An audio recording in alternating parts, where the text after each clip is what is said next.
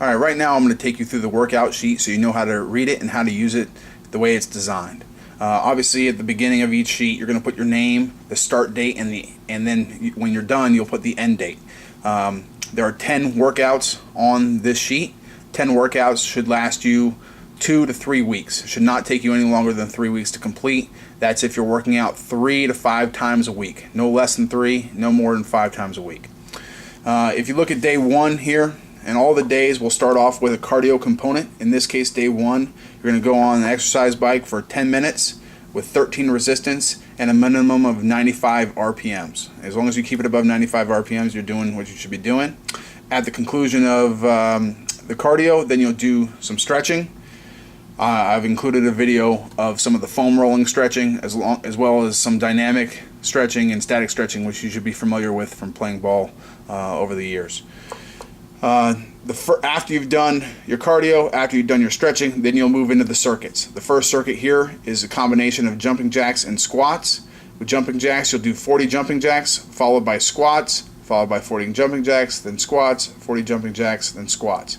You would put down the amount of squats that you're able to do. So, if you squatted 10 times at 200 pounds, you put 10 at 200.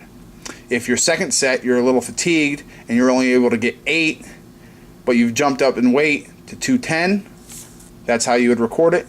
And then if your third set you were only able to get 8, but now you're fatigued, so you're only able to go back, you had to go back down to 200. All right.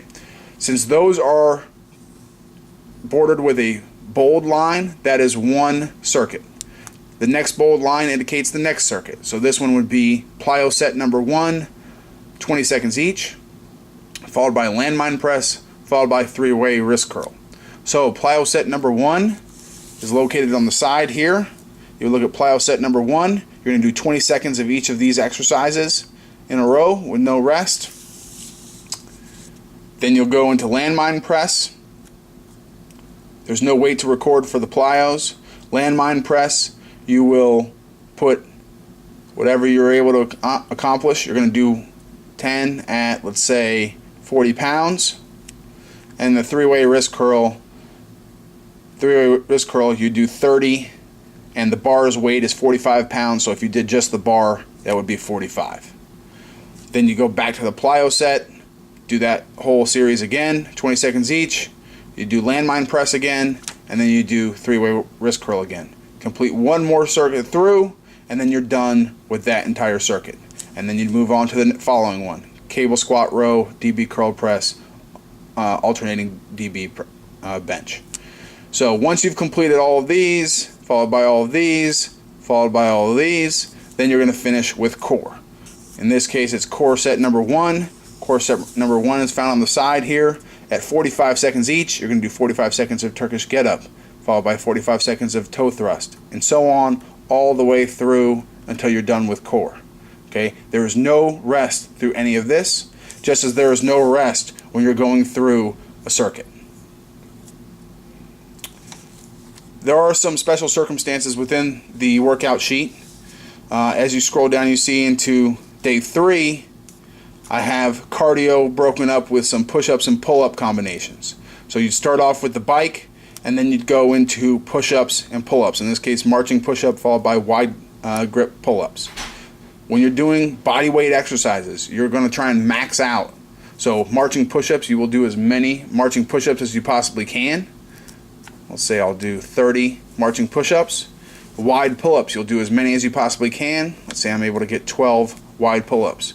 You're going to expect to see a lot of decrease in your number of reps as you go through these because they're very taxing and you'll be very tired as you go on. So the second set, I may only get 20 and 8. And then the third set, I may only get 15 and 6. As soon as I'm done with that, now I'll go into a treadmill sprint circuit. There is a video explaining how to do these treadmill sprints, but basically this will be 5 minutes where I will sprint for 20 seconds, rest for 40 seconds at 12 miles an hour and a 6 elevation on the treadmill. Once I've done that, since that's 20 and 40 is 1 minute, that'll be 5 sprints and 5 rests. That will take all 5 minutes of the treadmill. Then I'll go into the next set of the push-ups and pull-ups. Dive bomb push-up, again, I'm maxing out here. Close grip pull-up, and again, I'm maxing out. These are very difficult exercises, so with dive bomb push-up, you may only be able to get 10, and close grip pull-up, again, maybe only 10.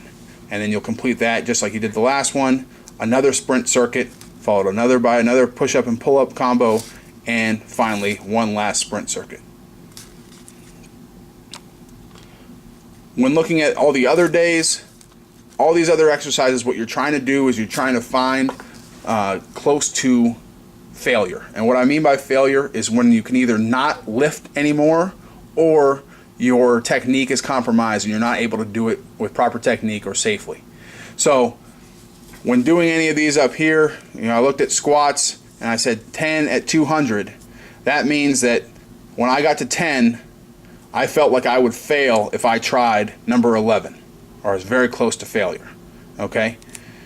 By going up to 210, obviously I had increased my weight and was not able to do many. At 8, I would have failed on rep number 9 or rep number 10. Again, stopping just short of actually collapsing or doing it incorrectly, okay, and not risking injury. You're always trying to shoot for between 8 to 12 reps. If you find yourself getting to 12 reps regularly, increase the weight. If you find yourself only getting to 8 reps regularly, try reducing the rate so you can increase your repetitions. But you always want to make sure you're maintaining the proper technique and that you are pushing yourself close to failure.